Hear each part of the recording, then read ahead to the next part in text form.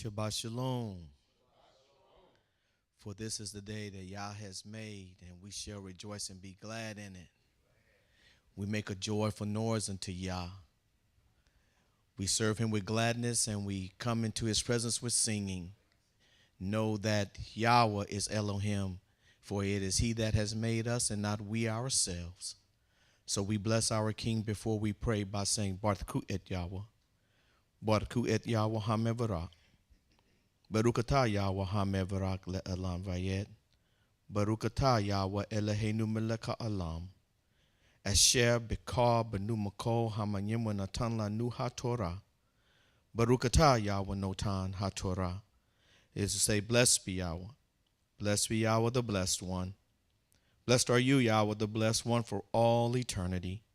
Blessed are you, Yahweh, our Elohim, King of the universe, who selected us from all the peoples and gave us your Torah. Blessed are you, Yahweh, giver of the Torah, to our King, to our provider, our healer, our sustainer, to the giver of life, our King and our El. Do we come to you today, Master, with bowed head and humble hearts, thanking you, Master, for all things, asking you, O King, to forgive us of our sins, cleanse us of unrighteousness, that our prayers be not hindered this morning. Hear when we call unto you, Elohim of the entire earth. Turn not a deaf ear to our cries, Master, but hear when we lay out our supplications before you. Before you are El, and besides thee there is no other. And we stretch our hand to thee, for there is no other help that we know. So we come to you today, Master, and we gather this day on your set-apart day. For you made the world in 6 days, and on the seventh day you rested, and you say we shall also rest. And we shall congregate together, and your faithful masters are here before you today. We are your witnesses, O King, and we witness that you are El, and besides thee there is no other. There is no other Savior. There is no other provider. There is no other healer. There is no other creator. So we come to you today, Master, as Israel. We are your people and the sheep of your pasture, O King. Oh, Master, you know our needs, you know our wants, Master, and we thank you for giving us life, health, and strength, food, clothing, and shelter, knowledge, wisdom, and understanding. We thank you, Master, for your word that go forth. We thank you for taking us out of idolatry, and we thank you for all that are gathered here today and the families that are represented. Master, we ask that you would touch them in their bodies, Master, that could not make it out today because they may be sick. There may be some that are unclean, that are respecting your temple, O King, that did not want to come out today to defile your set-apart place. There are those that are too far and could not make it, Master. So we ask that you would look upon them also and count them into the number that are gathered here today. Master, we have a special guest in the house. We ask that you would give them traveling mercies home. We thank you, O King, for all things. We thank you for keeping our children who have traversed about this world this entire week, but you brought them home to us safely every night, because you said that your eyes are always upon Israel. So look upon us today, Master, with a pitiful eye. Look upon us with kindness, Master. Look upon us with favor. When you think upon us, O King, that it will bring a smile to thy heart, that you would say that these are my people. These are the ones that in that great day when I go back, the ones that I am going to gather together, that shall be my treasured possession. We thank you, Master, for all things. We ask that you will go with us and keep us until we meet here again. This is our prayer.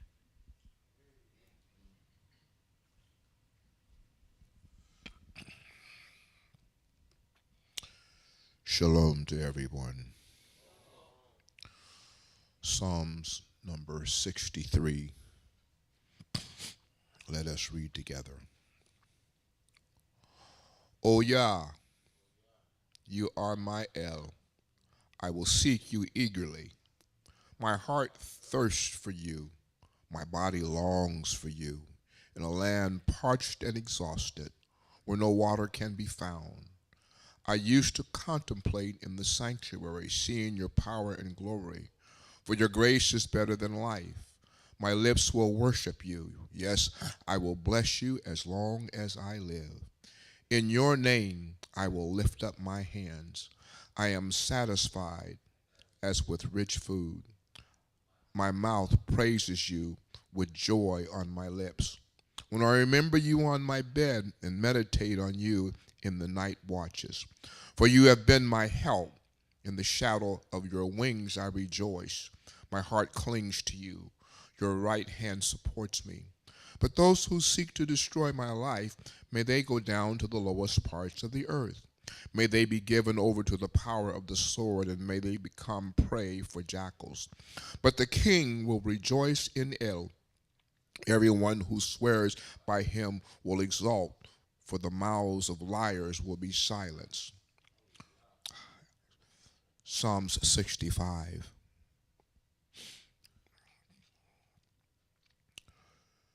To you, Yahweh, in Zion, silence is praise, and vows to you are to be fulfilled. You who listen to prayer. To you all living creatures come. When deeds of wickedness overwhelm me, you will atone for my crimes. How blessed are those who choose and bring near so that they can remain in your courtyards. We will be satisfied with the goodness of your house, the set-apart place of your temple. It is just that you answer us with awesome deeds, Yahweh of our salvation, you in whom all put their trust, to the ends of the earth and on distant seas. You, by your strength, you set up the mountains. You are clothed with power. You still the roaring of the seas, their crashing waves, and the people's turmoil. This is why those living in the ends of the earth stand in awe of your signs. The places where the sun rises and sets, you cause to sing for joy.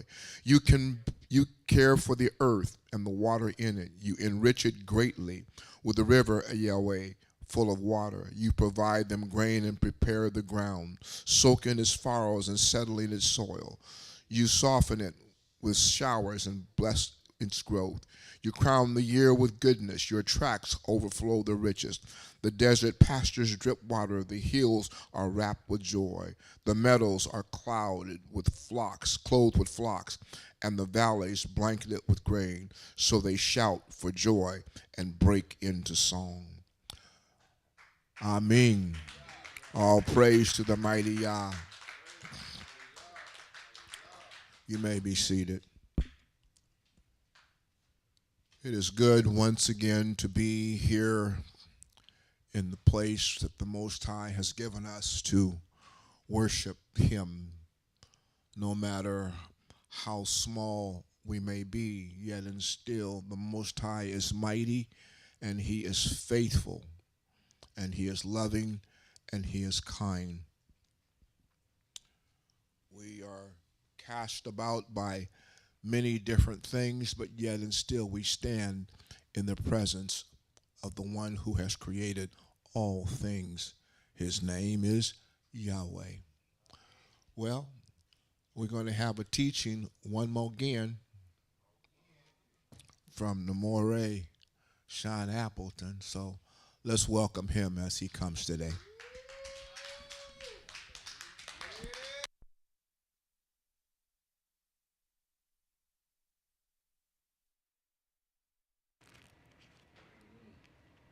Hallelujah. Ooh, my goodness, right out the gate. You see that? The resounding sound of Yahweh came down on the mountain. They said, no, we don't want to go talk to him. Moshe, you go talk to him.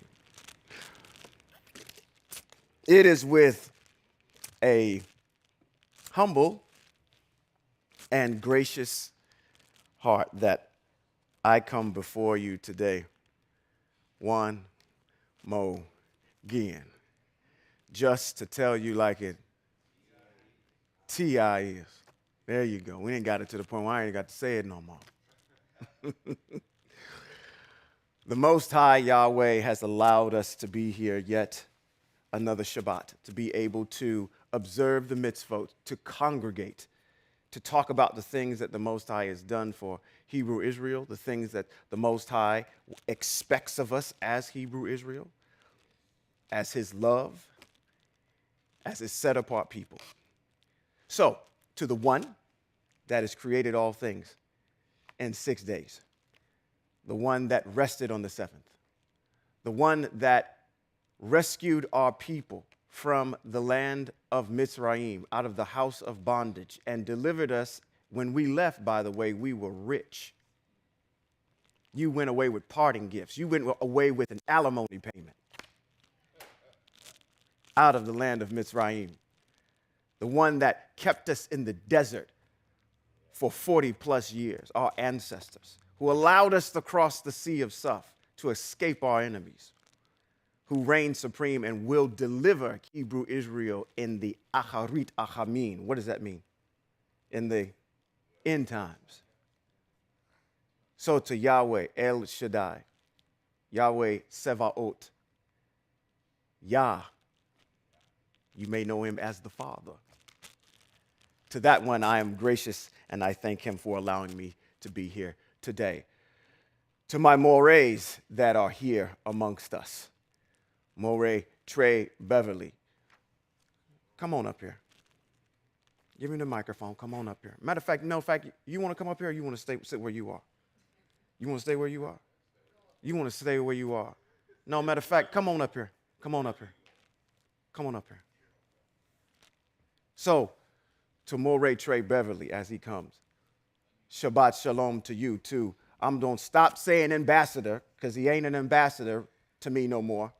More Gerald Beacom, who began this morning, I want you to understand, he addressed you in English, but did you understand what he did right after that? When he spoke to the Most High, he opened how? In the tongue of the Hebrew.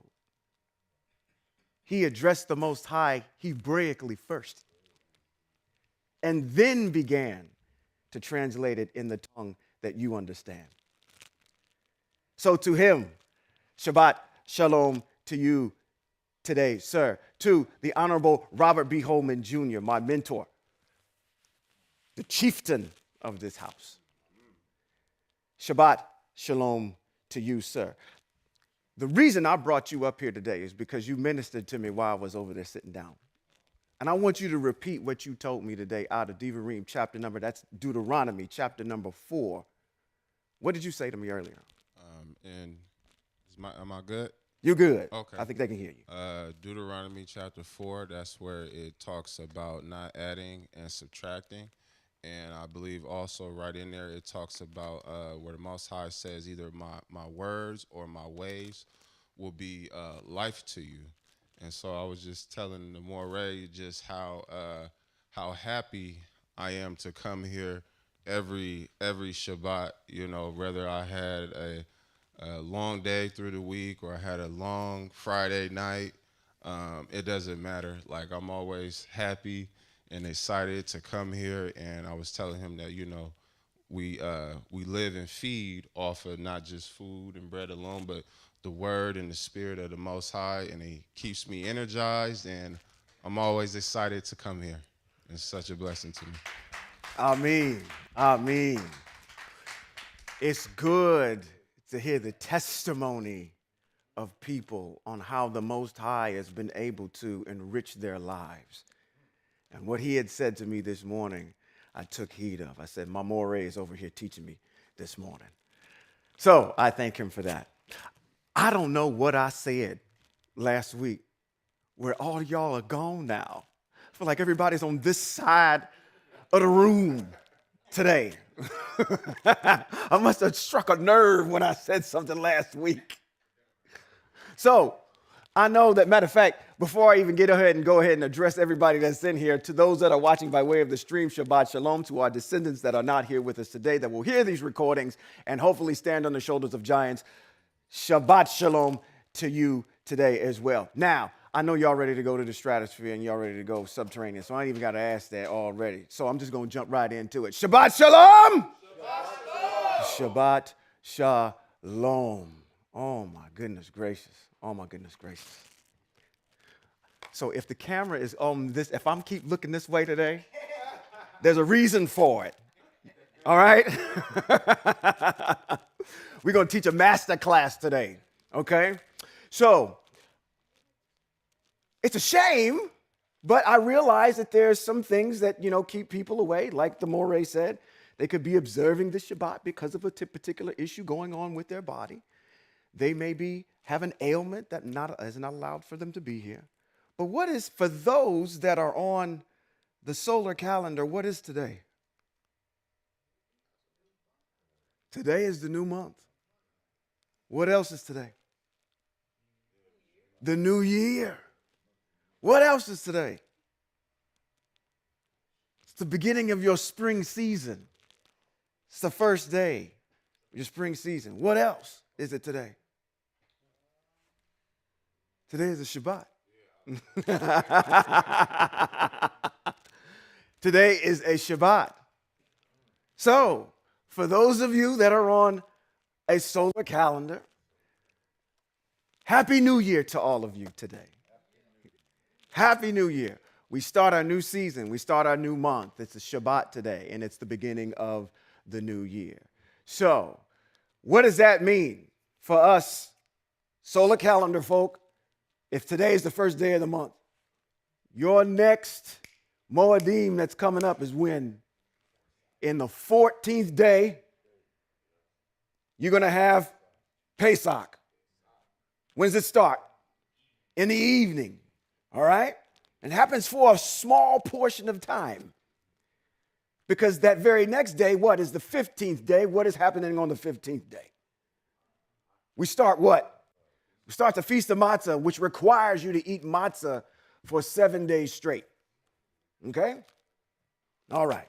Now, I said last week I was going to do a teaching on Pesach. I might have said that in the stream last week. If I did, I'm going to amend that. I'm going to spend all next Shabbat talking about Pesach and the Feast of Matzah. So read up on those particular chapters and verses. I'm going to give them to you already. You want to read Shemot or Exodus chapter, come on, Maurice, where is it at? 12. All right? It's in Shemot or Exodus chapter 12. Tells you the history of what happened to our ancestors. That night, the Most High struck Mitzrayim with that plague. And what? The angel was going to pass over all the houses that had been marked with blood that had been dipped in, I believe, hyssop and put on the doorframe. You also want to make sure you're up on Vayikra, which is Leviticus chapter number what? 23.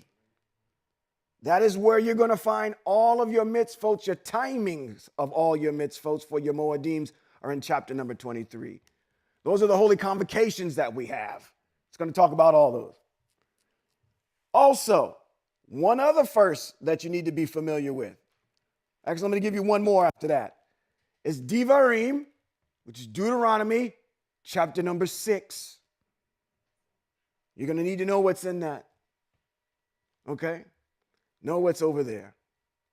And I'm going to give you one more after that. Make sure you know what's in, along with Shemot or Exodus, chapter number 12. Make sure you read into chapter number 13 too. Because there is going to be some theory that I'm going to try to bring up next week that's going to try to dispel some Ashkenazism that's going on. Okay? Expunge some things in our thinking. All right. Okay. Now that I got that out of the way, greeted everybody, let you know about the new year calendar system that we have. Let's get right into this teaching today. We might be a little long. But it's the Shabbat, right? We're to sit and talk about the things that are going on. I'm going to make one amendment to what I did last week, which I saw that worked a little bit well, but didn't. Because I had two people really chiming in the most when I was doing this talking. So I'm going to need for Moray Holman to mic up. We're just going to put you on mics. Get your own mic. You got yours back there. No, not that one. I'm talking about these. Your battery packs. These guys. Moray Beacom, you need to have yours on too. Find you one. Come on. Get yours here. Come on. I'm going to mic up all my Morays because they love to chime in from time to time, don't they? They need to be able to walk around freely. So while they're getting ready, we might take a couple seconds just to mic check them real quick and we'd be okay. And then everybody else that's in the audience, Testing. Jonathan, why don't you help me out today? And we'll pass that microphone around if they have something they want to interact with. I don't want to forget this week as well. Ambassador Tate, if there are some comments that are coming in the comments section from the folks that are online, they want to participate as well. Let me know about those, okay? All right. Now, today we are going to be in Vayikra, which is Leviticus, chapter number 21 and 22. Now, in these particular chapters, I can tell you right now, right out of the gate, they're not going to apply to you while you're in exile, because these two particular chapters deal specifically about the Kohanim Hagadol and the Kohen, which nobody in here is. It happens for specific times that they have to do certain things, or as a matter of fact, it gives them some specific criteria on how they're supposed to behave and function amongst the people of Israel. That's what these two chapters are about today. But I said something a little earlier. Hopefully you picked up on it. I said these two particular, matter of fact, before I go into that, let me go into what these mitzvot you're going to find in there. You're going to find mitzvot for the Kohanim, which are the sons of Aharon and Aharon himself. The mitzvot on voluntary offerings, mitzvot on slaughtering a young animal, mitzvot on eating offerings of thanksgiving. Those latter pieces are going to actually be in chapter number 22 when we get there. All right? Now, I said something earlier. I said these two chapters were about whom? The Kohanim Hagadol. Yeah. So, I'm sorry. I guess I'm in this mode right now where every time something comes up that triggers me about what I've heard across the street, I'd have to deal with it some kind of way. So instead of starting here today, what we're going to do is we're going to start our teaching today in Hebrews chapter number 7, and we're going to start at verse 1.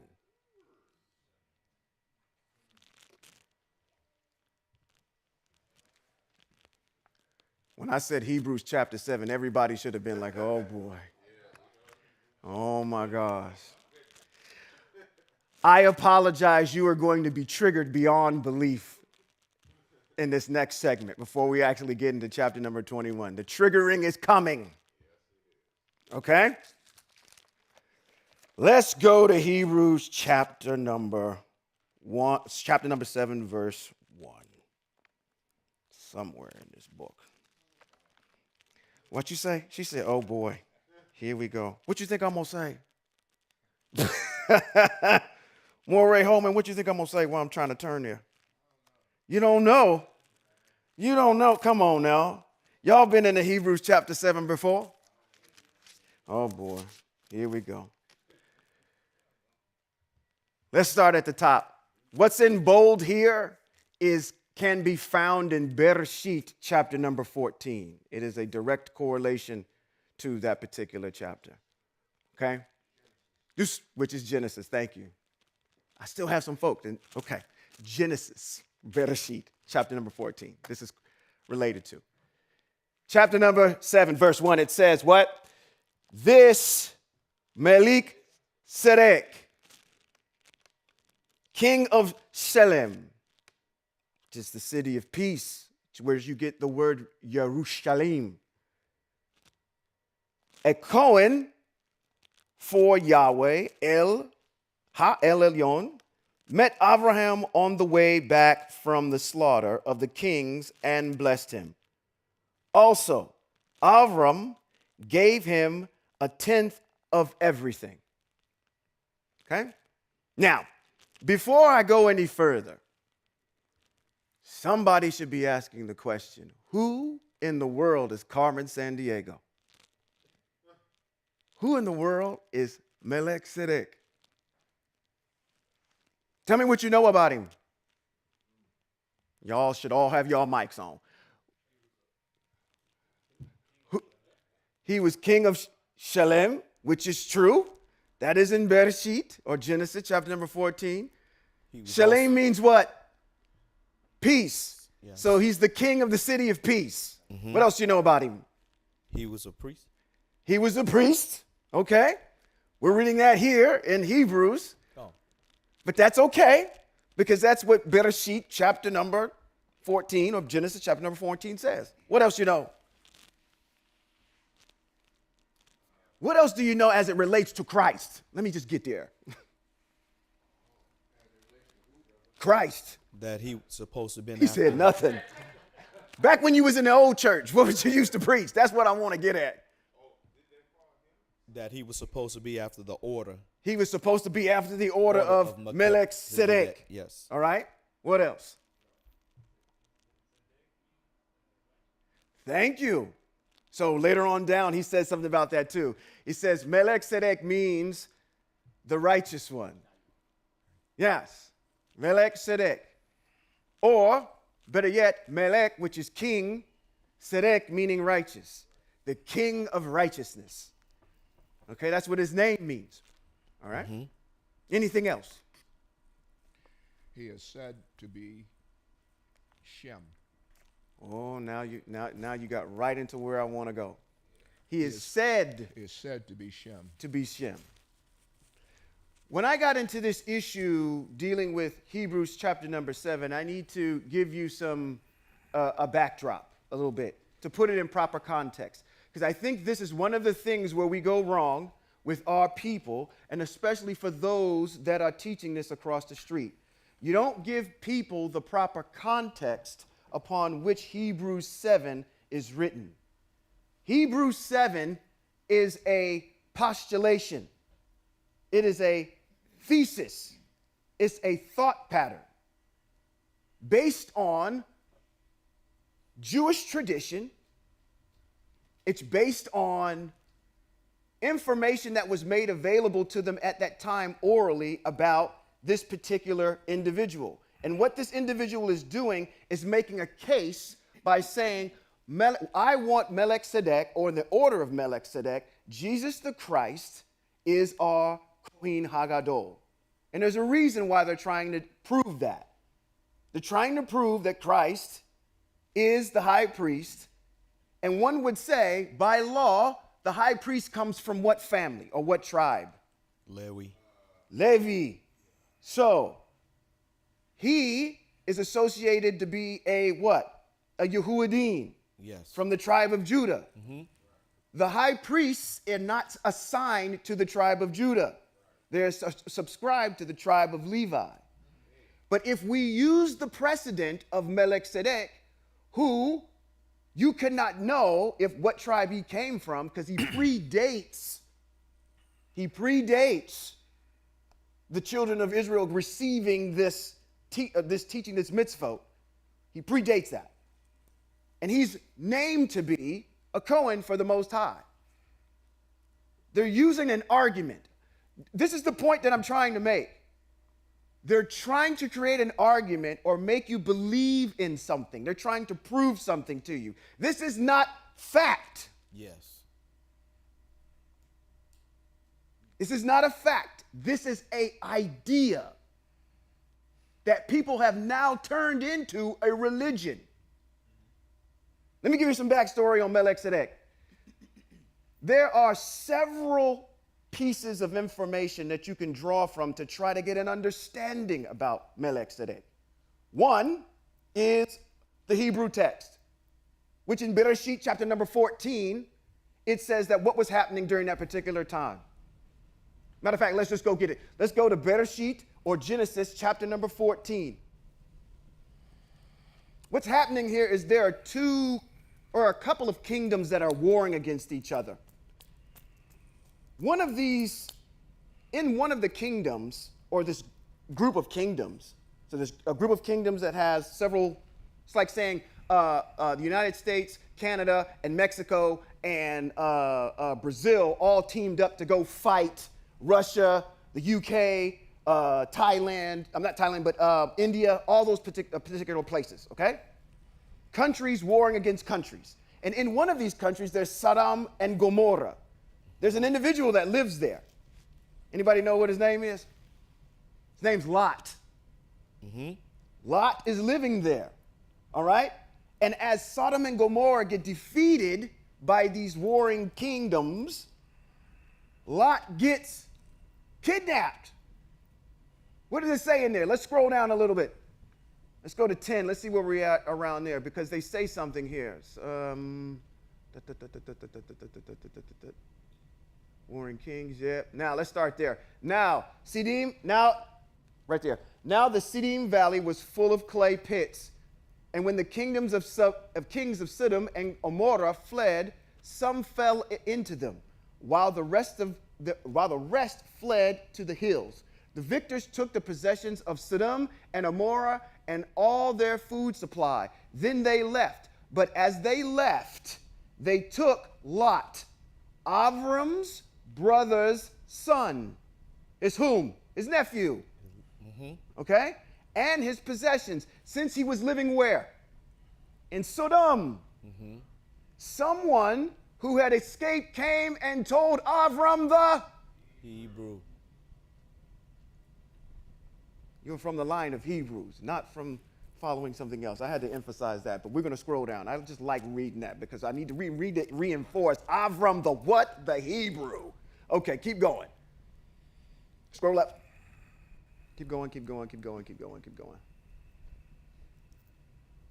So this is talking about how he came and he rescued his nephew. There it is, right there. Where's where he shows up? Now, Melchizedek, king of Shalem, the city of peace, brought out bread and wine.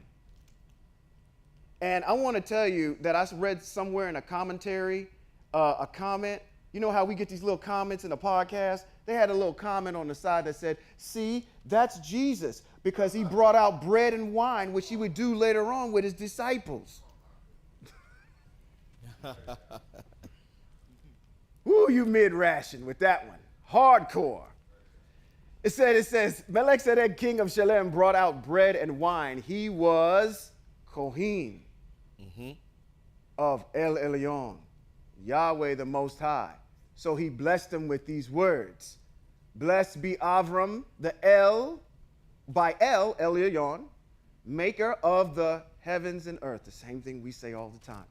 And blessed be El Elyon, scroll up for me, please, who handed your enemies over to you. And that's all it says. So from the Hebrew text here, we can see that he's the king of the city of peace. His name means king of righteousness, right? He comes out and does what? He blesses Avram. And that's all we know about this man. Yes. Okay? That's in text. There's nothing else there. Also, we know that he's a Cohen after the Most High. What do Cohen do? Serve in the temple. Serve in the temple. What else do Cohen do? They teach, right? The ways of the Most High. Okay? I can't tell you what capacity a Cohen at this particular time, because we don't get a definition of what the Cohen are supposed to do or who they are until later on. Levi hasn't been on the scene yet. Okay? So what this actually entails in specificity, we can't emphatically know. But we know that at least he taught the ways of the Most High. Whatever was available to him, what he knew about the Most High, he taught that. And he tells you a little bit about that there. He says, creator of what? The heavens and the earth. He knows who he has a relationship with the Most High. That's what we know. Okay? That's all we know. Let's go to Psalms chapter number 110. 110 Psalms.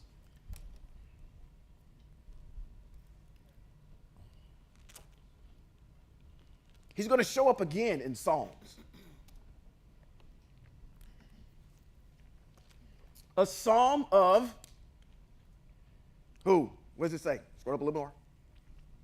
We get this little piece above that. Oh. There you go. It says a what? Who wrote this? King David. King David. You know who King David is to us, right? King David is a very important individual. Yes. Says, Yahweh says to my Lord. Now, from there, if you had to stop, Mores, you can jump in here. Who is he talking about? When he says, Yahweh says to my Lord. Now, this is, I understand, if you have no idea who the Most High is or know who his name is and you call him God or Lord, when you read this, you, probably as a Christian, you thought that was talking about whom? JC. No, that's not talking about JC. It says, Yahweh says, or Eye says to my Lord. Who is he talking about? Himself. Listen, King Charles, he said, Brother Jones, it would be like me saying this to you. Moray Holman, talk to your boy. Who am I talking about? Me, right? I'm talking about me, okay? So, David, sit at my right hand until I make your enemies your footstool. Yahweh will send what? Your powerful scepter out from Zion. This is when David is on the run. He's reflecting on when he was out in the wilderness. He's out on a run. He has to survive out there on his own. He's conquering other kingdoms that are coming against. He's got to defend Hebrew Israel. He's got all these issues that are going on, and that's what he really was reflecting on. It's how the Most High kept him. But he says here, he says, out from Zion so that you will rule over your enemies around you. That sounds like Hebrew Israel? Yes. Mm-hmm. On the day your forces mobilize, your people willingly offer themselves in set-apart splendor from the womb of the dawn. The dew of your youth is yours. Yahweh has sworn it, and he will never retract it. You are a Cohen forever, to be compared, not that he is, to be compared to Melchizedek. Again, what do we know about Melchizedek? He's not from the order of the tribe of Levi, but he's also called a Cohen. So he's a teacher of the Most High.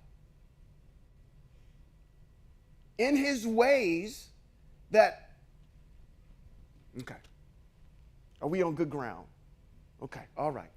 Says, you are a Cohen forever to be compared to Melchizedek. Mm-hmm. Yahweh at your right hand will shatter kings on the day of his anger. He will pass judgment among the nations, filling it with dead bodies. He will shatter heads throughout an extensive territory. He will drink from the streams as he goes on his way. Therefore, he will hold his head high.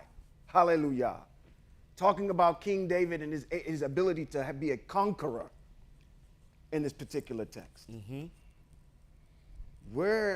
Okay, so we've got Melchizedek, the story of him, in Bereshit, or Genesis chapter number 14, and we got it in Psalms 110, where David is being compared to the righteousness, the righteous king. That's why he's called Melchizedek. David is what? He's a righteous king in the order of Melchizedek. All right? We're making the connection between the two kings. Now, what we also know, and I'm framing this, and I'm going to go back to the 7 here. This is what we know. This is Hebraically. Now, my Moray said something earlier. You can find Melchizedek in some other readings. The first place you can find Melchizedek is going to be in, I think it's called 11Q Melchizedek. It's the Q stands for Qumran. What that means is when they were finding the Dead Sea Scrolls, there's a cave called 11Q Melchizedek where they found information on Melchizedek, or supposed information on Melchizedek. In that document, it says that Melchizedek is an individual, right? An individual that during the Jubilee years, we have Jubilee years, right? Every 7th year, the land is supposed to rest. Every Yovel year, it's supposed to rest on that 50th year, right?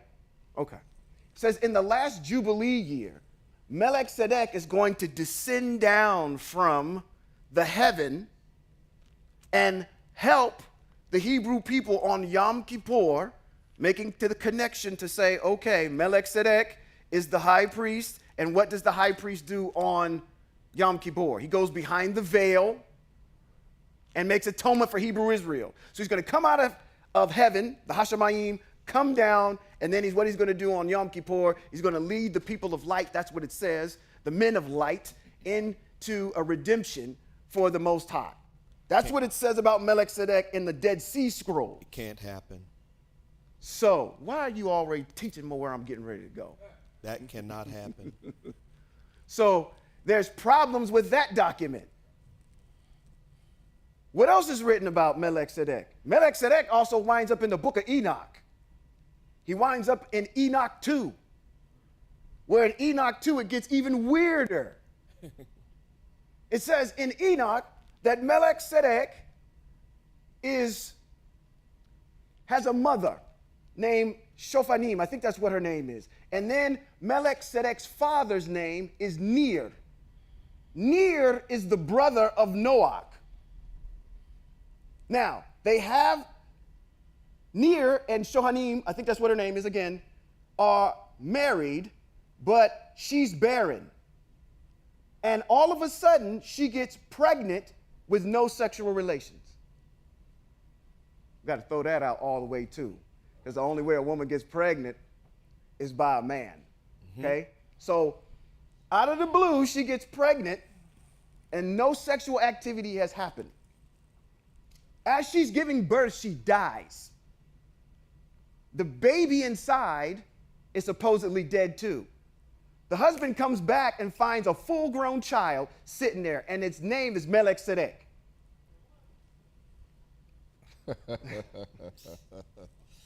We got some problems with that already, okay? His name is Melchizedek. Now, I think the story goes on that what happens is,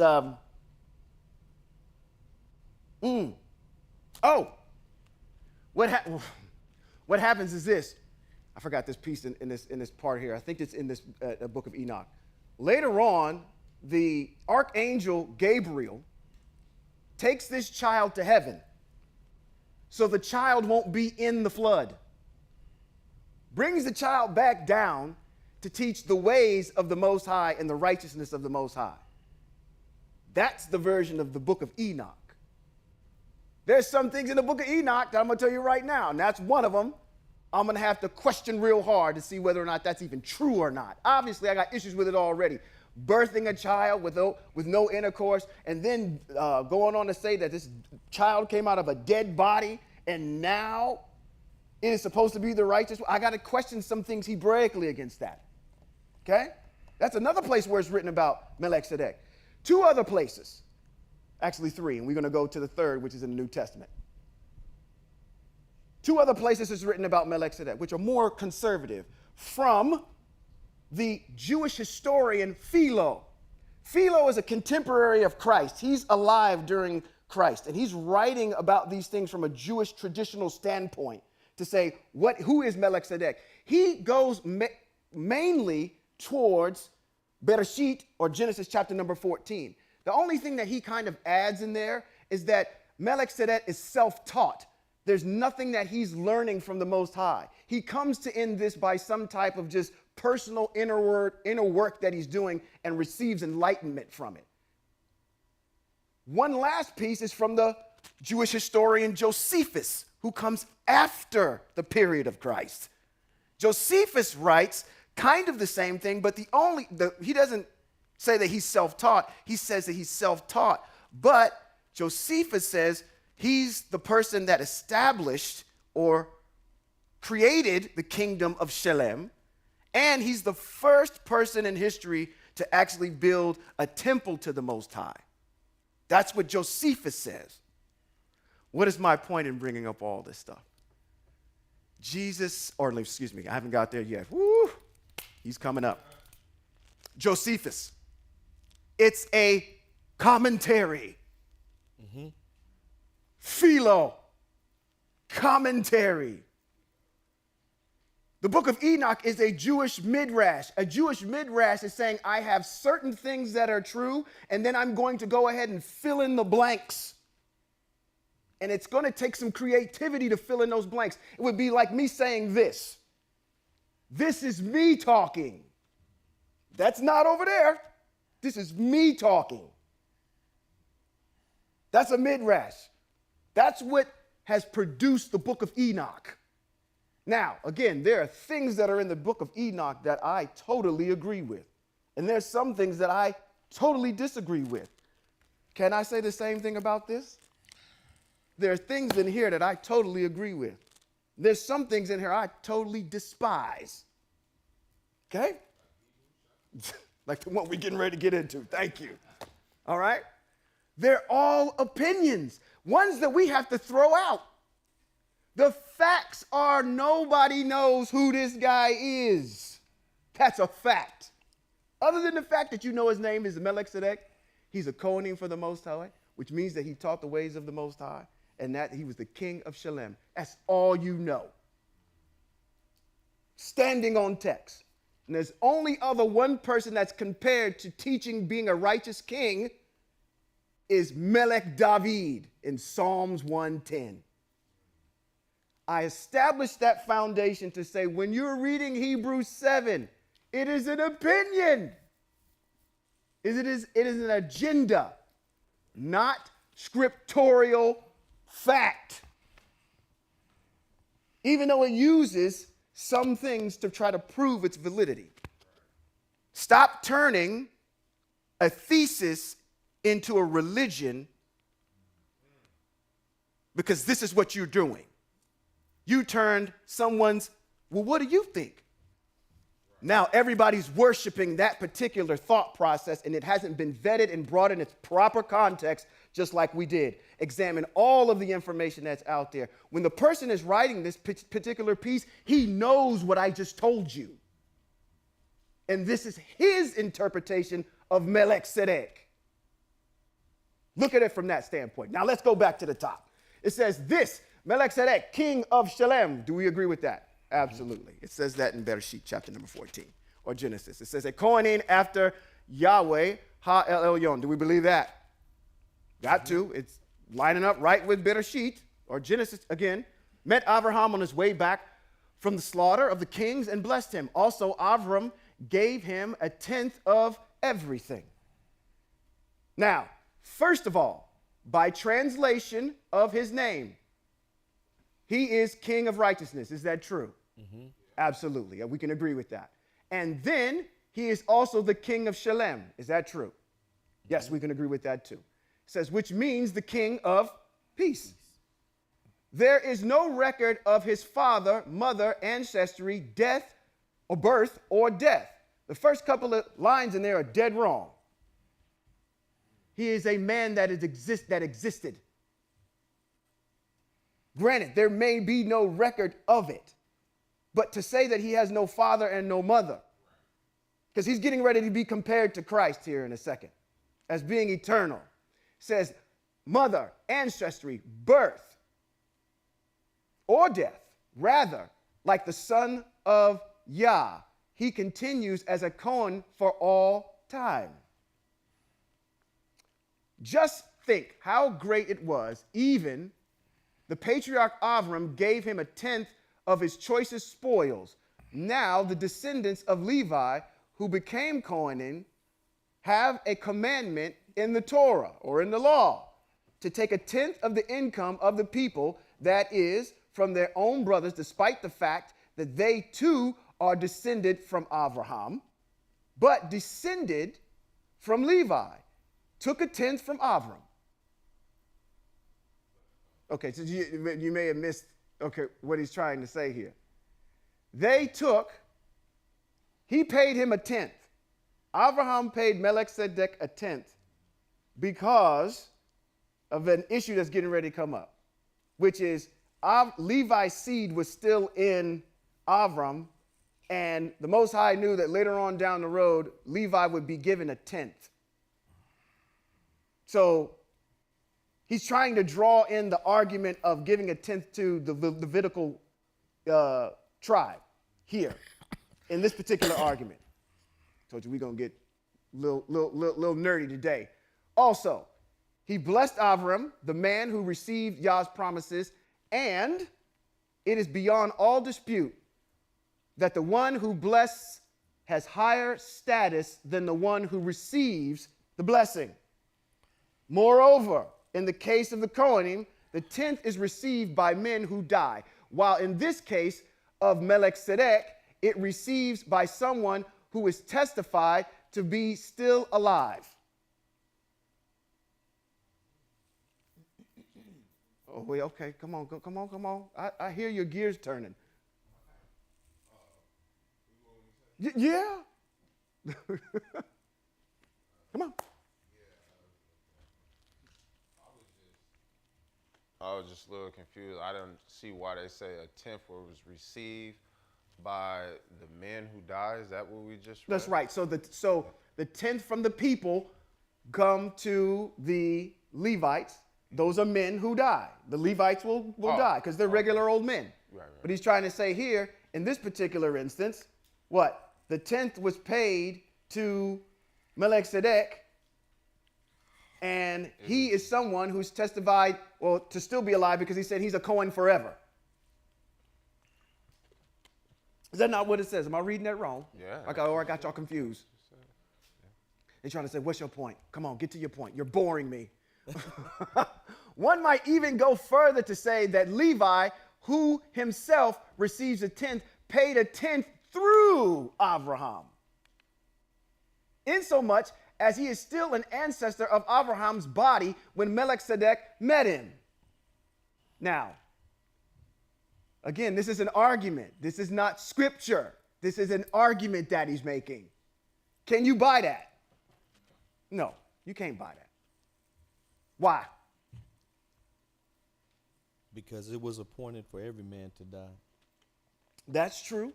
That's true too. But we don't have these mitzvot yet telling anything about Levi. So how in the world would he know that? That's what he was doing. He's making an analogy here. It happens all the time. When folk are on stage tomorrow, they make analogies with stuff. You see how this particular situation happened? Now this is what's happening to you in present day time. I'm making an analogy between the two situations.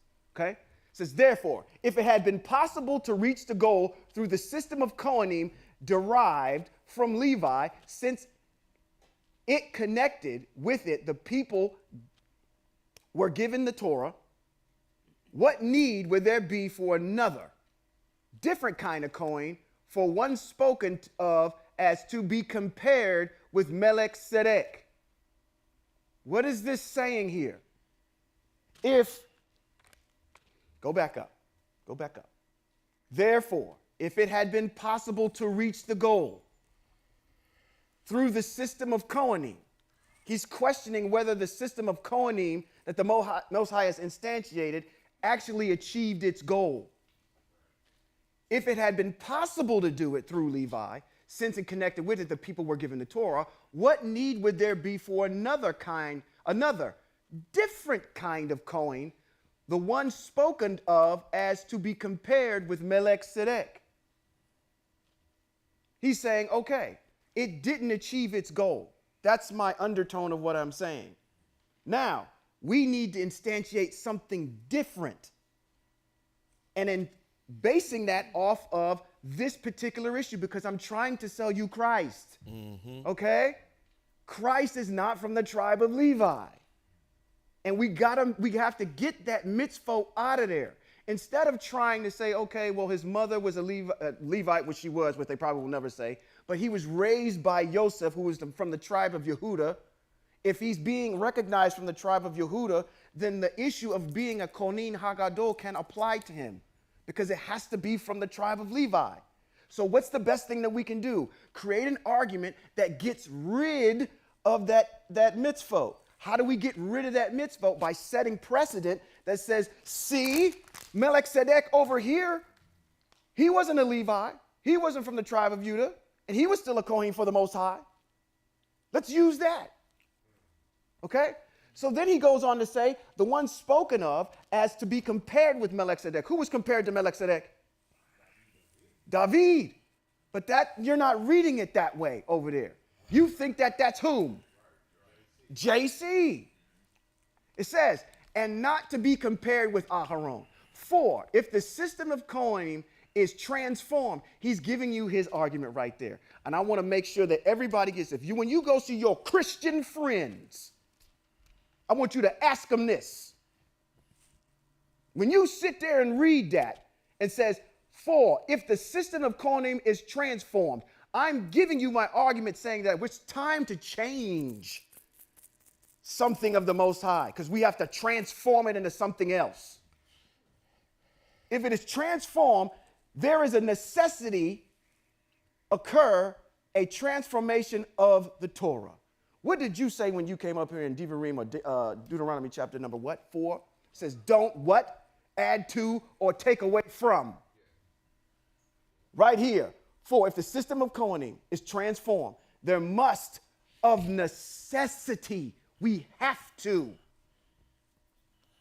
occur a transformation of the Torah. When did the Most High ever give anybody the authority to change his word? Nobody. None. The one whom these things are said belongs to another tribe. That's correct. He belongs to the tribe of Judah.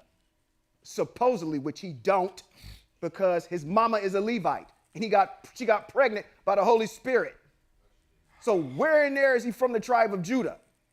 Just because his daddy that's raising him is from the tribe of Judah? You got no Judah blood in you. Now, that's a whole nother thing in Matthew. That's that book I said that Christians need to just throw that out, just take that out the Gospels. He's just saying way too much. Just be quiet. It says the one about whom these things are said belongs to another tribe, from which no one knows that our Lord arose out of Yehuda. And Moshe said nothing about the tribe when he spoke about the Kohanim. Is that a correct statement? That is correct. He better not have said anything. That's exactly right. It said it becomes even clearer if a different kind of Kohanim. We got to do something different. One like Melchizedek arises, who became a Kohanim not by virtue of the rule of Torah concerning physical descent, because they have to come from the tribe of Levi, but by virtue of the power of an indestructible life. He's rewriting the narrative. Let's not base it on Torah and the ways of the Most High. Let's base it on this other criteria called an indestructible life. For it is stated, you are a Kohanim forever. Who is he talking about? He's talking about, that's coming right out of Psalms 110. It says, you are a Kohen forever. Who is he talking about? David. To be compared to Melchizedek. Both of them were kings. Both of them were righteous. Right?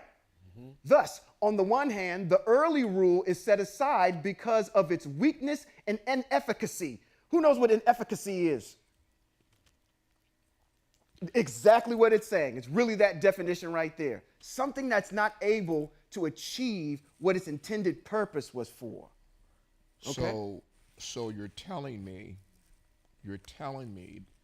that the Creator, who has created all things and said that all things that he created and said was good and perfect, you're telling me that that Creator is weak? You're telling me that that Creator is weak and ineffective? You're telling me that that Creator is a liar? That what you're telling me? Is that what you're telling me here in Hebrews chapter 7 verse 18? You're telling me, for you Christians, that your God who created everything is ineffective and he is weak and he is a liar and what he has done has to be replaced. That's what you're telling me. That is exactly the argument that this individual was making here, and this is what Christians believe. And every Christian should be literally upset, angry, and mad at that. Right. But you're not. You're not. When it specifically says in your text, it calls out the Most High as being weak. This is the same God you get on your knees and roll around and pick a bale of cotton and swing from the rafters like Spider-Man every single weekend. The same one that you say that there is no failure in him. Here in Hebrews is telling you that there is failure in him. Now, who's correct? Right. 100%. 100%. Yes, Moray. To me, saying like, oh, like we had to like outthink the Most High. You know what I mean? Like, oh, Most High, yeah, your plan's not working. Let us come with a plan that actually works. Yeah, exactly. What? Right, exactly. But again, agenda. Thought process to establish someone as a Messiah. And in order to do that, we have to get rid of case law upon which we substantiate everything. Because he will be questioned on this. He cannot be your Kohanim Hagadol. And we're going to get ready to get into why he can't. That is total blasphemy. And it's, listen, y'all just rattled off 3 mitzvot that broke. 4, Deuteronomy. 4, don't add to, don't take away. Blasphemy. What else? Also, he gave the tribe, the ancestry Aharon to be Kohen Hagadol, his ancestry to be Kohen Hagadol forever. That's true. Now think about this argument. Had you have known that he was actually a Levite, you wouldn't even have had to have written this whole entire thing. You could have just went with the narrative and says, listen, his mama's a Levite. How do you know his mama's a Levite? Close relatives. Who's her close relative? John the Baptist's mama and daddy. They were cousins. And it says when she got pregnant, she went and saw her close relative who was a Levite. She is from the tribe of Levi. Okay? Which makes this demigod, I know they didn't like that in the chat this week, so I went back and looked up on Google what actually a demigod actually is, so we had it right. A demigod, by definition, go Google it for yourself. Half man, half. When a divinic host has an offspring with a mortal. Yep, that's what it is. I'm sorry you don't like him being called that, but that's what he is. Okay? At the end of the day. All right? So that's how we know all these types of things with this particular piece. Okay. I thought about that earlier as I'm going through this, and I said, we got to attack this. Let's keep going. It says, on the one hand, it says, thus, on the one hand, the earlier rule is set aside because of its weakness and efficacy. For the Torah did not bring anything to the goal.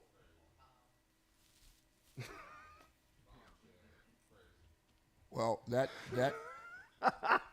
dispels Psalms, 19? Psalms 19, that's out. That dispels Psalms 19 and 7. Let's go get it. Let's go read it. Psalms. If it didn't bring anything to go, Psalms 19 and 7 or 8 says the Torah of Yahweh is perfect, restoring the inner person. That brings us to a goal. The instructions of Yahweh is sure, making making wise the thoughtless. The precepts of Yahweh are right, rejoicing the heart. Uh-oh. Oh, come on. The mitzvot of Yahweh is pure. Enlightening the eyes. Mm-hmm. The fear of Yahweh is clean, enduring forever. The rulings of Yahweh are true. They are righteous altogether, more desirable than gold, than much fine gold, also sweeter than honey, or drippings from the honeycomb. Through them your servant is warned, in obeying them there is a great reward. So what are you talking about in Hebrews? What are you talking about? Stop it. Exactly. Stop it. Stop the foolishness. It didn't bring anything to its goal. That's ridiculous. And the funny part about this is the name of the book that it's written to is Hebrews. Did you notice that? Right. It's written to y'all. To you Hebrews. Let me tell you about this argument that I would like to make to y'all. That's like somebody having this argument, coming in here, sitting on this stage and saying this to you. Y'all will probably be like, you know what? Your time is up, please. I can't believe half of the stuff you saying. Stop it. First, and then when you get here. And then it says, and on the other hand, a hope of something better is introduced, through which we are drawing near to Yahweh. I'm going to put it right in your face. We are changing this because the Most High ain't getting it done. Let me give you some. I don't know if this is the clearest argument I've ever seen for somebody trying to, okay, let's go on. It says, what is more, Yahweh swore an oath, for no oath was sworn in connection with those who became Kohanim now. But Yeshua became a Kohanim by the oath which God swore when he said to him, Yahweh has sworn. Again, where is this coming from? This is coming from Psalms 110, which is talking about whom? David. It says, Yahweh has sworn an oath and will not change his mind. You are a Kohanim forever. That's the you is where we get mixed up at. It ain't talking about Christ. It's talking about David. You're using precedent to try to prove an agenda. And you're not applying this text correctly. It says also, this shows how much better the New Testament or the New Covenant or the covenant of which Yeshua has become the grantor. Moreover, the present Kohanim are many in number because they are prevented by death from continuing in office. But because he lives forever, his position as Kohanim does not pass on to someone else. And consequently, he is totally able to deliver those who approach Yah through him. We listened to something a little egregious this week at the podcast, where there was an individual that says no one can come to the Father or Yahweh except they go through Christ. This is the same thing that they're reiterating here, that you can't get to the Most High without going through an intercessor named Christ. How did Moses get there? How did Moses get there? Come on. Who else? How did Yahushua? He spoke to the entire tribe of Israel. How did the prophet? Yeshayahu, Yonah. I told you to get your butt over there to the city of Nineveh, and you didn't do it. Zephaniah, Zechariah. What does it say in the beginning of Zechariah? It says, listen, I told Zechariah to go tell the Hebrew people to turn back. How Noah get to him? So where is this part in here where y'all saying that I got to go through a person named Christ in order to talk to the Most High? No, what's worse, I got to go through a demigod. I got to go through a demigod to do it. Okay? Because he said he spoke to Moses face to face. I ain't Just see no JC in there, nowhere. strip all that religion off and just read the thing for yourself. And Well, you need to have a basis because this is based on, again, arguments that are happening at that time. Remember what I told you? 11Q, Melchizedek, Dead Sea Scroll, Enoch 2's out. What other one is out? He's a contemporary at this particular time. So you got these oral traditions that are coming from the Yehudim, all right? Philo is there. There's all these thoughts that are going on right now, and he's trying to consolidate it to sell his particular individual. You cannot read this text if you are not familiar with the foundation. Understood. You cannot understand the lies of what's going on through here if you're not familiar with the scriptures, which you don't read because they told you that they're old and ineffective and weak. So you're not reading weak stuff, you're reading stuff that's not even true, which is worse than weak. Exactly.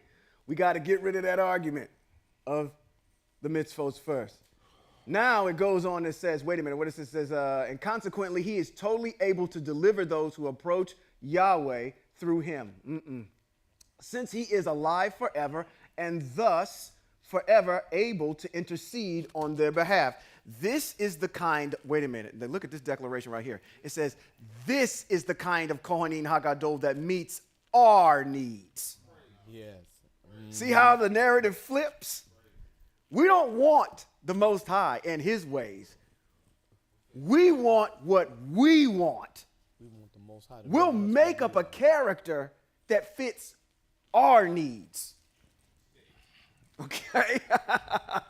Y'all, if y'all hadn't walked out already, if somebody was giving you this dissertation, you'd have been did it by now. It says, this is the kind of Kohanim Hagadol that meets our needs, set apart, without evil. Huh? Without stain. I can prove you several places where he had stain on him. Come on. Set apart from sinners. First, you got to believe in the dude first. You got to believe that this immaculate conception that happens in Matthew chapter 1, which isn't true. Because we know that that is relating. They're trying to relate that over there, what? To Yahweh chapter number what? Oh, gosh, I'm rattling this off too fast. I'm boring y'all to death. It says, holy, without evil, without stain, set apart from sinners, and raised higher than the heavens, one who does not have the daily necessity like the Kohanim, Godalim, of offering sacrifices for their own sins, and only then for those people, because he offered one sacrifice once and for all by offering up himself. Where does the Most High say anywhere in text that we are to do human sacrifices? Nowhere. Nowhere. There is no text that talks about sacrificing people. Okay? Once and for all, by offering up himself. For the Torah appoints as Kohanim Godalim men who have weaknesses. But the text which speaks about swearing an oath, now you want to start quoting the very thing that you said was weak and ineffective. It says, but the text which speaks about swearing an oath, a text written later than the Torah. Oh, excuse me, I had that wrong. You ain't even referring to the Torah. You're telling about something else, somebody else's commentary. Because it says a text written later than the Torah appoints a son who has been brought to the goal. He just sat there and told you, we're using extra pieces of material to establish our guide that has nothing to do with Torah. Has nothing to do with the ways of the Most High. And they put a period at the end to end the thought. Now, presenting that argument to you, you Hebrews, will you believe in that? No. No.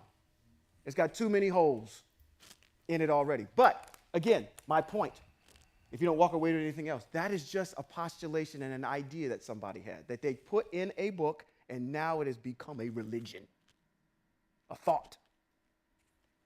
Not the words of the Most High. Nowhere in there. Did you ever hear at the end of it says, and this is Eye Asher Eye, or Yahweh, the deliverer of Hebrew Israel, like he does all the time that you're getting ready to see here in a second. Okay? There is nowhere in the New Testament where the Most High signs off of anything. He ain't even mentioned anything at all. He doesn't even speak in the New Testament. Nope. And the reason why he doesn't speak in it is because he is set apart, he is righteous, and he is completely El. So he would not subject himself to something that is a lie. Nope.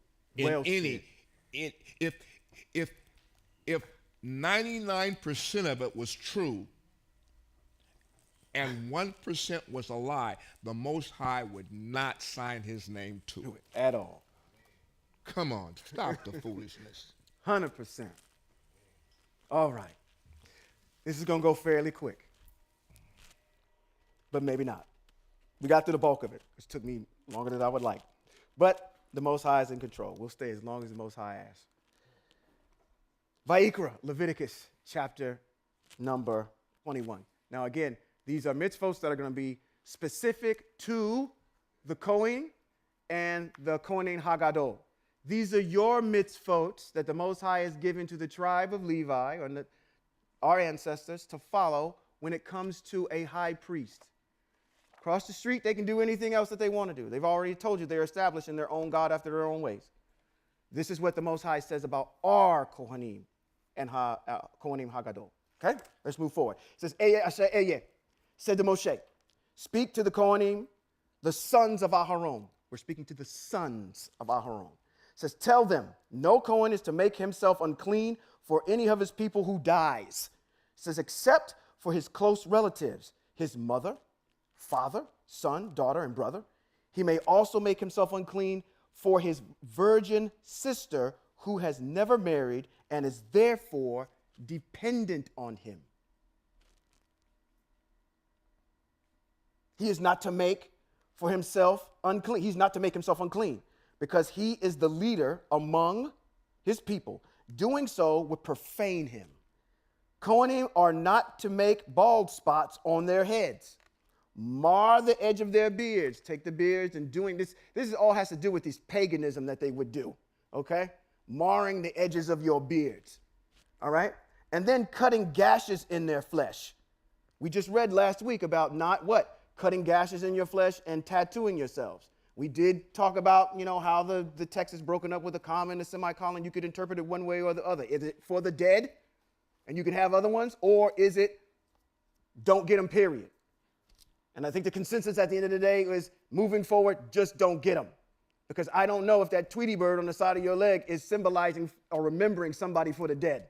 It's because it's not written on there that says such and such from this year to this year, and this is the tattoo that I have of them on the side of so people will know. You could symbolize anything with a tattoo. So why would I want to give somebody any space to even insinuate that I have something like that for the dead?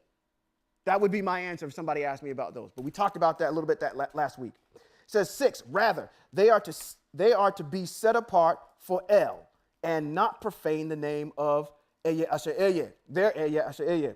4, they are the ones who present Eye Asher Eye with offerings made by fire, the bread of their Yah. Therefore, they must be set apart. Okay? So, Kohanim, Aharon's sons, can make themselves unclean. It says no Kohanim is to make himself unclean for his people who dies, except for whom? His close relatives. That's what we get out of that, okay?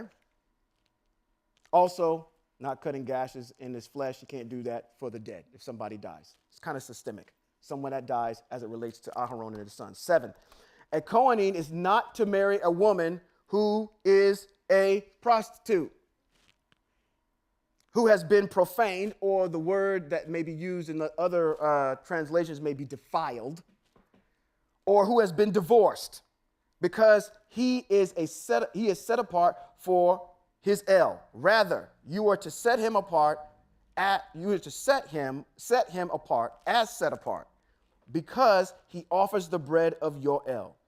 He is to be set apart for you, because I, Eye Asher Eye, who makes you set apart, I am set apart. Now, one could ask the question, it says he's not to, what does it say earlier in 7? It says a Kohen is not to marry a woman who is a prostitute, who, who has profaned or who has been divorced, because he is set apart for his El. I looked up that word that says who has been profaned or defiled. There's several texts. I'm going to give them to you. You don't necessarily have to go there. I'm just going to read them for you. In Vayikra, or at least I'm going to ask the question, how does a woman in this particular instance, what does that mean to be profaned? What do you think about when you says she's someone that's been profaned? I'm saying Giving yourself to men. Was that? Giving yourself to men. Giving yourself to men in this particular context. Okay. It says who has been profaned. Don't marry a prostitute who has been profaned, divorced, so on and so forth. Is there any other, or defiled? Nope. Because she could have married somebody, she could be a widow, like in the instance of Yehudit when they were trying to get at her afterwards. She didn't remarry, so she didn't have to be a virgin. Raped, okay. A disgraceful act, okay. Good. These are all good examples of a woman that has been profaned, okay? Somebody said, oh, who was it? Okay, we're good. All right. 9. The daughter of the Kohanim who profanes herself by prostitution profanes her father. She is to be put to death by fire. The Kohen who is ranked highest among his brothers. Who is that? Oh, we must be talking about Christ now. He just said that he was your Kohanim Hagadol, right? So I guess he's got to follow some of this stuff too. If it is in fact said he is your Kohanim Hagadol, that means that he would have had to fulfill all the mitzvahs. Did he say that? Said, I didn't come to do away with the law. I came to fulfill it. That means if you're the Kohanim Hagadol, then you would have had to have observed these laws. right. if you fulfill them. So let's see if he did any of his stuff. You tell me. The Kohanim, who is ranked highest among his brothers, the one whose head the anointing oil is poured. Do we have any evidence of that? Nope. No, come on, you know what they're going to come back with. Well, what about the kings when they showed up and they anointed him when he was in a little manger, when he was a baby? You know that's what they're going to come back with. Those are kings. Even if you wanted to use that, those are kings. That is a specific set of oil that is set apart that the Most High gives you a recipe for. There's a mitzvot on that. Yep. That when that mitzvot is instantiated, that gets poured on the Kohanim. All right? Not frankincense and myrrh. There's more that goes into that recipe than just that. Okay? But again, our Moray says something that we got to take to heart. If you don't read the fine print and you don't know what's underneath this, then you're just going to believe anything. Yep. Okay? Get the whole entire story. It says, okay, whose head the anointing oil has been poured on. Now, if you go to Vayikra, you don't have to do this. Vayikra chapter 8, verses 1 through 5, or Leviticus, that's the other one. Leviticus chapter 8, verses 1 through 5, or Vayikra, or Leviticus chapter 8, verses 10 through 13, you can read about the anointing oil being placed. There's a mitzvot that's there on how they're supposed to do it to the person that's being anointed as Kohen Hagadol. It's found in those particular chapters. But let's keep going. It says, the one who has been consecrated to put on the garments is not to stop grooming his hair, tear his clothes, go into where any dead body is. Did he do that? Yeah, he did. Okay, when did he do it? He raised some folks from the dead. He raised some folks from the dead. Okay. Says, or make himself unclean. Is he made himself unclean? Yep. Sure he is. Give me an example. Right. There's a woman with an issue of blood. She's pushing through the crowd to get to him. She touches him. This woman is supposed to sequester herself by the mitzvot.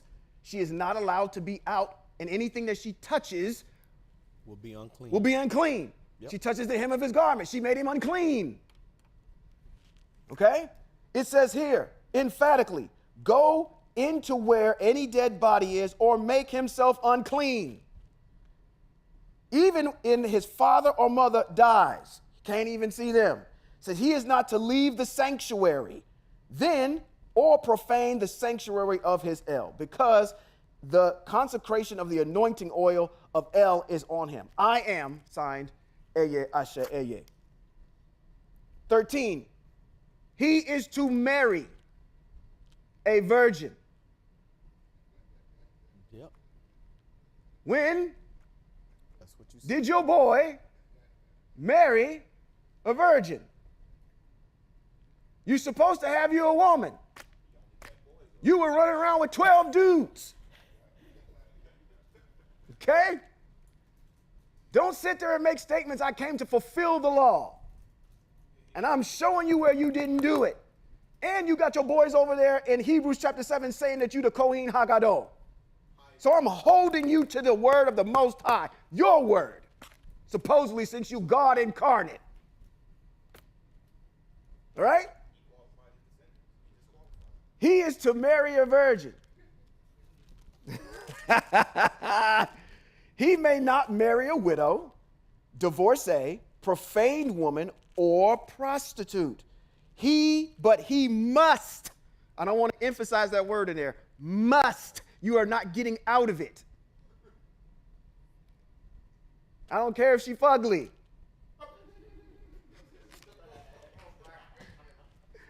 You got to marry her.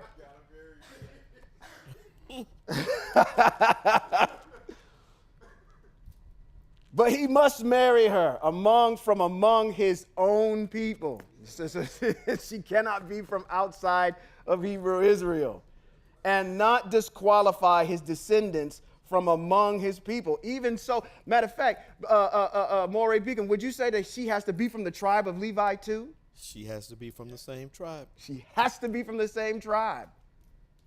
All right. Because I am Eye Asher Eye, who makes him set apart. Not y'all. Not your argument. I make him set apart.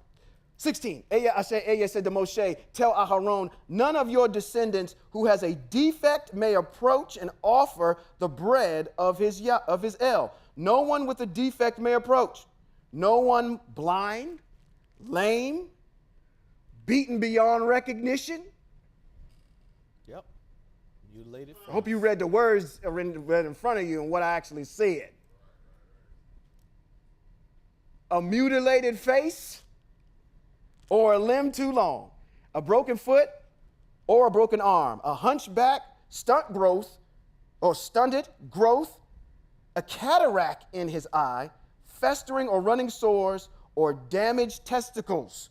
No one descended from Aharon, the Cohen, who has such a defect may approach to present the offerings of Eya Asher Eya made by fire.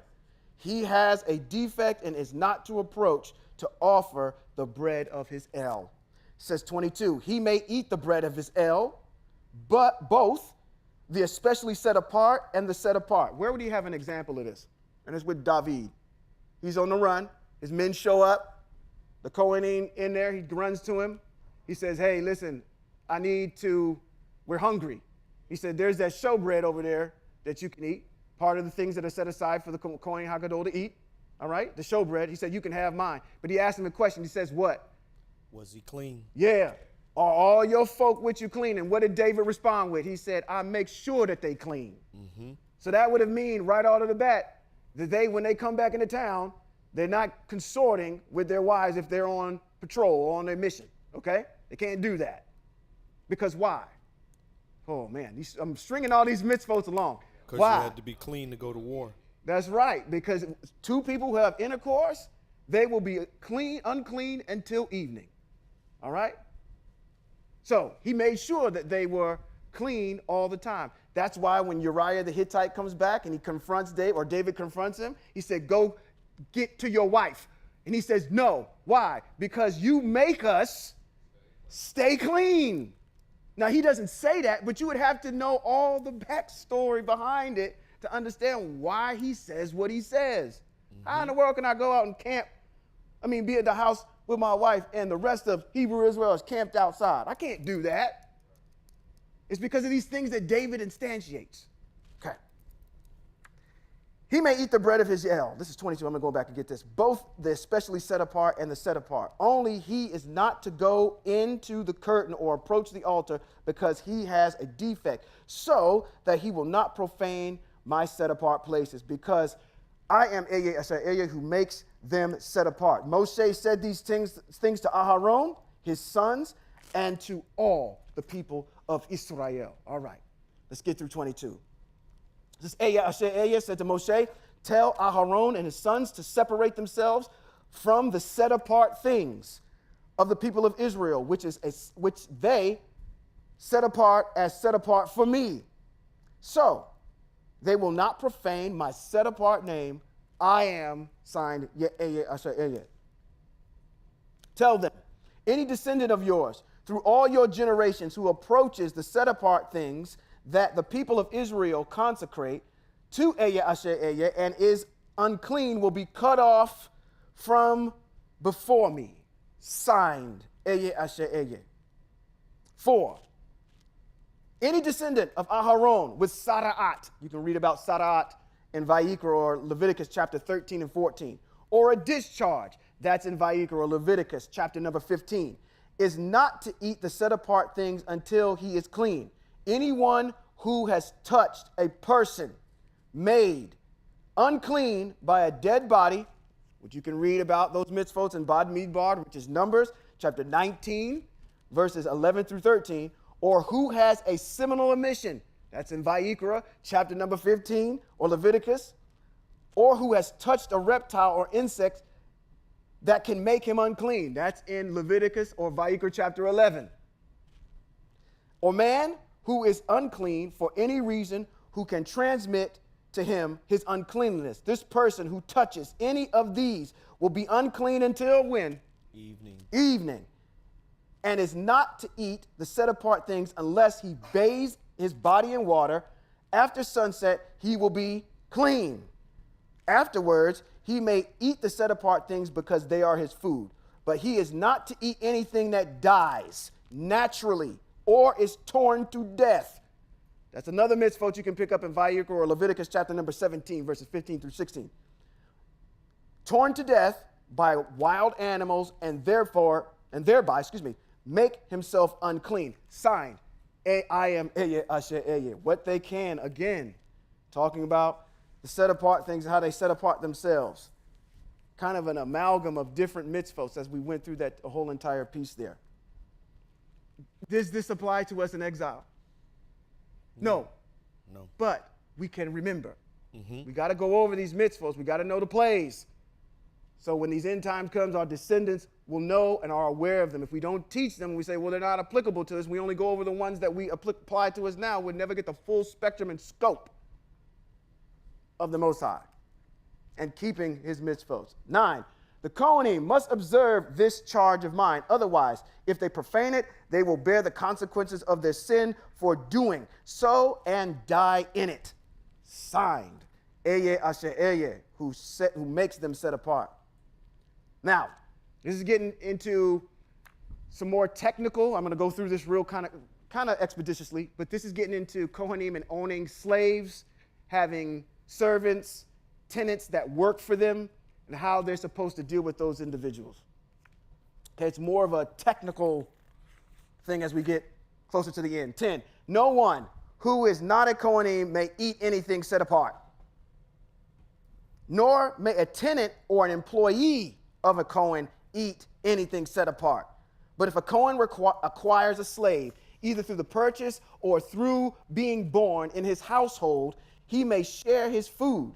If the daughter of the Kohanim is married to a man who is not a Kohen, she is not to have a share of the food set aside from the set apart things. But if the daughter of a Kohen is a widow or divorcee and has no child, and she is sent back to her father's house, there you go. If you were looking for some place that actually says, okay, emphatically, as is a part of this mitzvot, if a woman, right, gets sent back, she has to go back to her father's house, right? It says, but if a daughter of a Kohanim is a widow or a divorcee and has no child, and she is sent back to her father's house, that's that idea, okay? What? Women are provided for in Hebrew Israel. You're either going to be in your father's house or you're either going to be in your husband's house. But what you won't be is strong and independent by yourself. Okay? You were always taken care of and you were always provided for.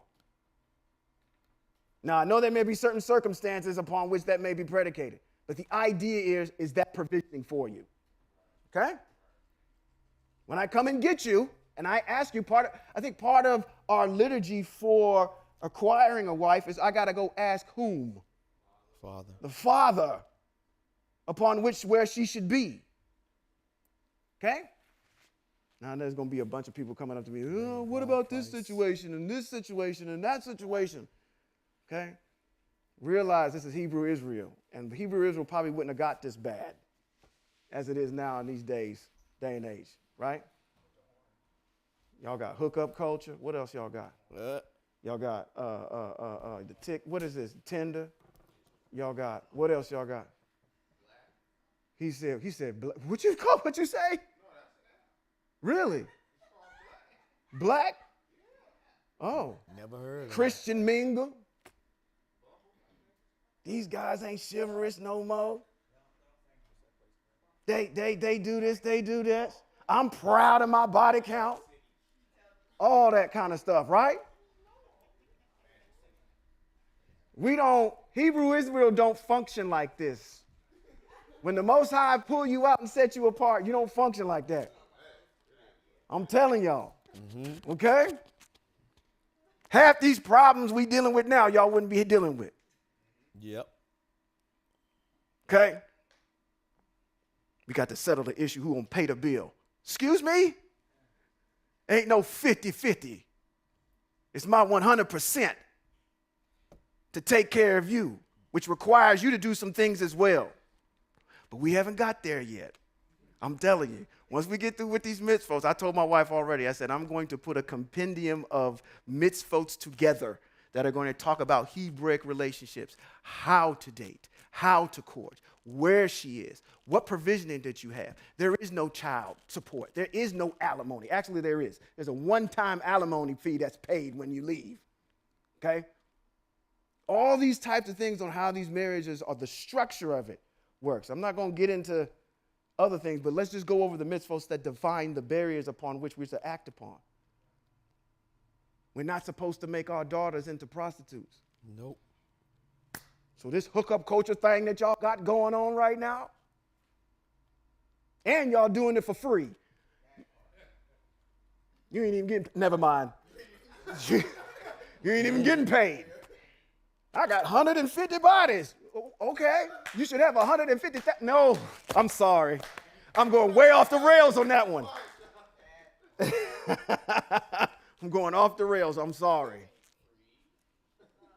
The chat is probably blowing up. I'm sorry. Where I leave off at? I done got off on a tangent. What did I say? Okay, let's go. What did you say? But where is that at? I done lost my place here.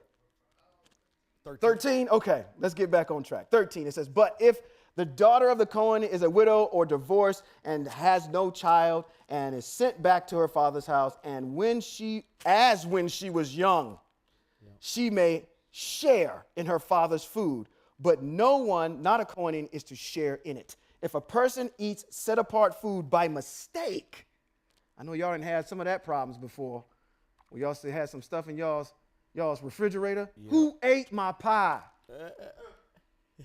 I had a Marie Callender's pie in here. Somebody was there. That was set apart for me, not for you. I saw a hand in the back. Oh, was you stretching? No, I had a question. Yes, sir. From the chat. Okay.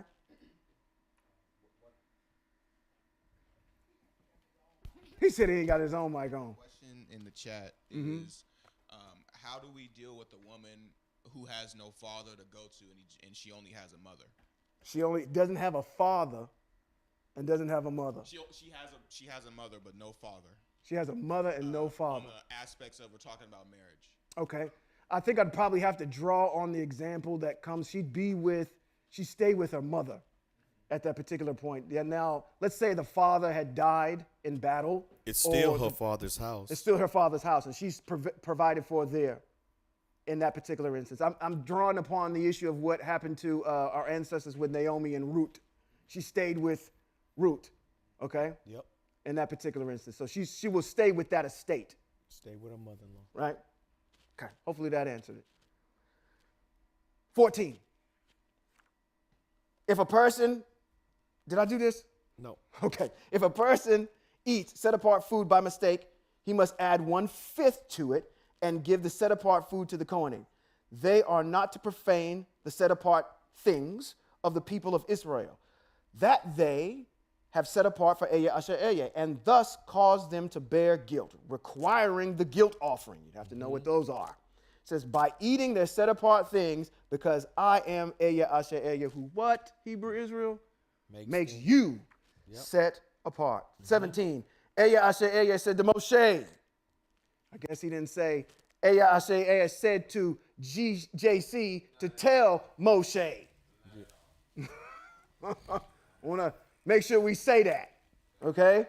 Eya Asher Eya said to Moshe, speak to Aharon and the sons and to the entire people of Israel and tell them, when anyone, whether a member of the house of Israel or a foreigner living in Israel, brings his offering, either in connection with a vow or a voluntary offering, and brings it to Eya Asher as a burnt offering, in order for it to be accepted, you must bring a male without defect from the cattle, the sheep or goats. This is in Vayikra chapter number 1 or Leviticus chapter 1.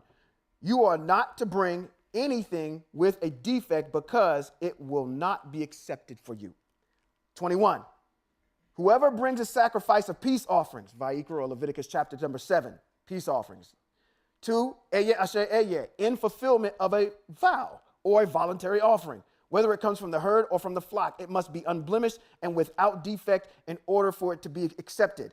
If it is blind, injured, mutilated, has an abnormal growth, or has festering or running sores, you are not to offer it to Eye Asher Eye, or make such offerings by fire on the altar to Eye Asher Eye. Where in there did you hear about a human being? Nowhere. Okay. I just want to make sure I didn't miss something in there. I skipped a line. It says, if a bull or a lamb or a limb, which is too long or too short, you may offer it as a voluntary offering, but for a vow, it will not be accepted. An animal with bruised, crushed, torn, or cut genitals, you are not to offer to Eye Asher Eye. You are not to do these things in your land, and you are not to receive any of these things from a foreigner, for you are to offer as bread to your El, because their deformity is a defect in them. They will not be accepted from you. 26. Eye Asher Eye said to Moshe, when a bull, sheep, or goat is born, it is to stay with its mother for how many days? 7 days. But on the 8th day, it may be accepted for an offering made by fire to Eye Asher Eye. However, no animal is to be slaughtered together with its young on the same day, neither cow nor ewe. Our final verses. It says, when you offer a sacrifice of thanksgiving to Eye Asher Eye, you must do it in a way such that it will be accepted. It must be eaten on the same day it is offered. Leave nothing of it until morning. I am Eye Asher Eye. If you are to, matter of fact, let's just sum it all up right here. You are to what? Keep my laws. my mitzvot. Yep. And do what? Obey them. Obey them.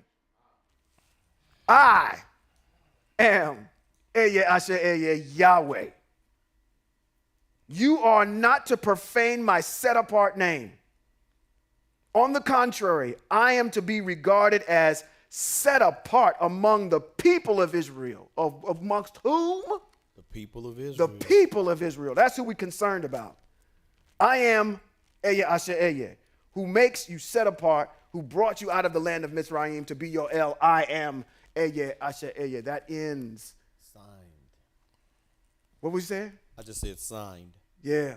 Sorry. Ain't no more. At the end of chapter number 22. Moray, Yes, sir. I want to go back to the question that was posed on the in the chat. Sure. First of all, the text is written to Hebrew Israel in the land. Mm-hmm. We are in exile. Whether the father is there, if the father in Israel is not there in the house, it's probably because he has been killed or he's died. Sure. But the house is still the father's house. Correct. In this exile that we're in, the formula would still be the same, because if the marriage between the father and the mother is still a unit, and the father happens to be absent by virtue of death or somebody else, the house is still the father's house. Mm-hmm. So she is sent back to the father's house where she can be taken care of properly. Mm-hmm. So I just want to make that distinction, that Yeah. clarification. Absolutely. I'm glad that you said that, because Huh?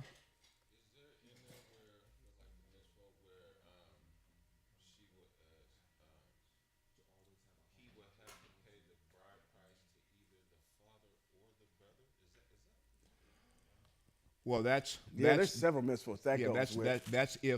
that's if he divorces her. If there's a divorce amongst the situation, then he has to pay that bride's price for defaming her. Yep. But no, in this particular case here, where it says she must send back to her father's house, that would mean that even if the father is not there by virtue of some calamity that has happened, the house is still the father's house. Correct. Yeah, I'm glad we're making that distinction there, because, we expound upon it to have a better understanding of how we can apply those mitzvot in exile. I'm glad that Moray said that. Okay, now, we got through that today. Next week, we are going to spend all of our time going over the mitzvot on Pesach and Feast of Matzah, okay? That's all we're going to do next week. So I gave you some chapters and verses to read. We're going to be going over all of those as we prepare to enter into our spring season of Moedims that we are to observe for text. Hopefully, there was something that was said today, maybe, that'll give you some ammunition to be more confident in what you know, to be more confident when people talk to you, you can go ahead and show them these particular things and spark a conversation so you guys can work through and reason through the thing instead of just blindly just going along with a doctrine of a particular religion that happens to be popular, okay? So with all that, let me bless you and let you get out of here so you can enjoy the rest of your Shabbat, your rest today. Yivarekaka, Yahweh ve'yishmareka. Yair Yahweh panav eleka v'huneka yisa Yahweh panav eleka v'yasam leka shalom. Which simply means, in the Hebrew, may Yahweh bless you and keep you. May Yahweh make his face to shine on you and show you what we talked about last week? Favor. Oh, I see you standing there. Come to the front of the line. Favor. May Yahweh lift up his face towards you and give every single last one of you in here shalom. West Coast Hebrews, until next time, to the East Blackwoods. Shalom.